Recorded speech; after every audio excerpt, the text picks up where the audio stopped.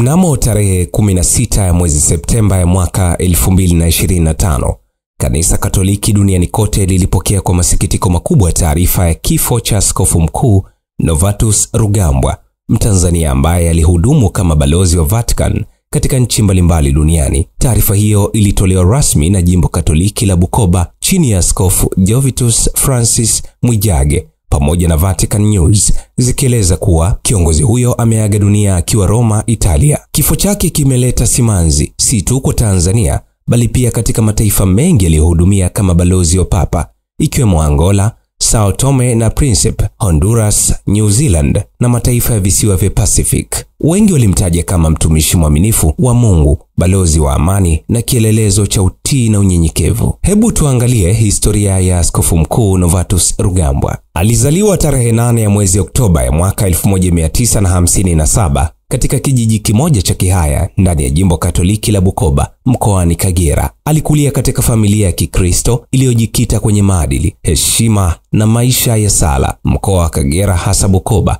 ulikuwa kitovu cha historia ya Kanisa Katoliki nchini Tanzania, na hapa ndipo mbegu ya imani yake iliponawiri. Utoto wake ulikuwa umezungukwa na malezi ya kifamilia yaliyosisitiza nidhamu na elimu. Tofauti na watoto wengi waliokuwa wakijikita kwenye michezo na shughuli za kila siku za vijijini, Novatus alionekana na tabia ya utulivu na mapenzi ya sala tangu akiwa mdogo. Hili lilionekana kama dalili ya wito wa kipekee uliokuwa ndani yake. Baada ya kumaliza elimu ya msingi, Novatus alijiunga na shule za sekondari zinazomilikiwa na Kanisa Katoliki, ambapo aliendelezwa pia katika masomo ya dini. Uhodari wake katika masomo na utulivu wake ulivutia walimu na viongozi wa kanisa waliomwona kama kijana mwenye uwezo wa kuwa padre. Aliendelea na malezi yake ya kifalsafa na kiteolojia katika seminari kuu, ambapo alijitayarisha kwa maisha ya huduma ya kipadre.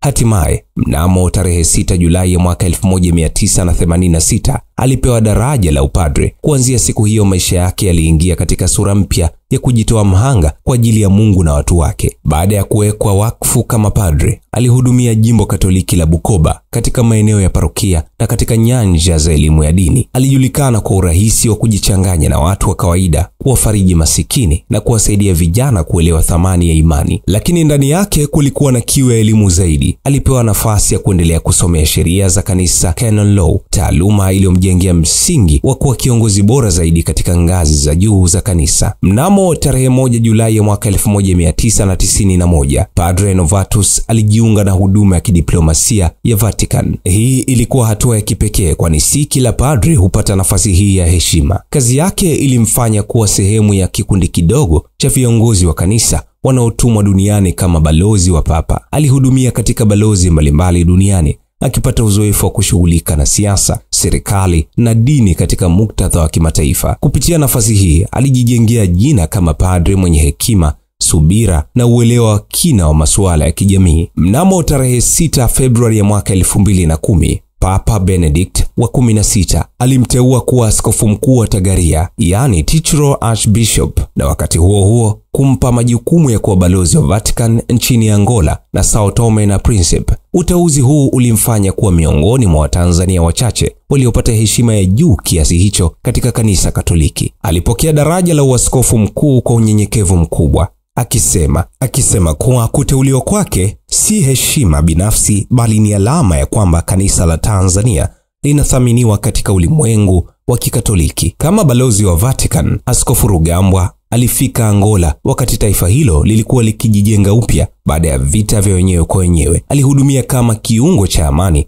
akihimiza mshikamano wa kitaifa na ushirikiano kati ya kanisa na serikali. Mnamo mwaka 2015, Papa Francisco alimteua kuwa balozi wa Vatican nchini Honduras. Taifa hilo lilikuwa na changamoto za kisiasa na kijamii, lakini aliendelea kutetea haki za binadamu, kuhubiri amani na kuimarisha mshikamano kati ya kanisa na dola. Mnamo mwaka 2019, Askofu Rugambwa alipata uteuzi mpya wa kuwa balozi wa Vatican nchini New Zealand, pia katika mataifa ya visiwa vya Pacific. Hapa alikabiliana na changamoto za kiutamaduni na kijiografia, lakini aliendelea kudumisha imani na mshikamano wa Katoliki waliotawanyika katika maeneo mbalimbali ya dunia. Katika maisha yake yote ya utumishi, Askofu Mkuu Rugambwa alijulikana kwa mambo haya. Cha kwanza, ujumbe wa amani na haki. Kila mahali alipopelekwa alihimiza amani, mshikamano na utetezi wa utu wa mwanadamu. Cha pili, kuwakilisha Afrika. Kama Mtanzania alibeba sura ya Afrika katika ulimwengu wa kidiplomasia ya Vatican. Cha tatu, upendo kwa wanyonge. Alikuwa karibu na masikini na watu wa kawaida, akiwasaidia kimwili na kiroho. Cha nne, uadilifu na nidhamu. Alijulikana kwa unyenyekevu na utii wake kwa kanisa na kwa papa. Kifo chake kilisababisha maombolezo makubwa Tanzania, hasa jimbo la Bukoba ambako ndiko alikotoka. Vatican pia ilitoa taarifa rasmi ikimkumbuka kama mtumishi wa Mungu aliyeishi maisha ya uadilifu. Waumini wengi walimtaja kama balozi wa Kristo aliyeacha alama kubwa si tu kwa Tanzania bali pia kwa dunia nzima. Maisha ya Askofu Mkuu Novatus Rugambwa ni simulizi ya safari ya kutoka kijiji cha Bukoba hadi majukwaa ya kidiplomasia duniani. Alionyesha kwamba imani, elimu na utii vinaweza kumuinua mtu hadi kufikia nafasi za juu kabisa za heshima. Ingawa ameondoka duniani, urithi wake utaendelea kuishi katika historia ya Kanisa Katoliki, katika mioyo ya watu waliowahudumia na katika kumbukumbu ya Tanzania kama taifa lililozalisha mmoja wa viongozi wakubwa wa Vatican. Sisi Habari Kiganjani tunatoa pole kwa ndugu, jamaa na marafiki waliokumbwa na msiba huu mzito. Bwana ametoa, jina la Bwana lihimidiwe.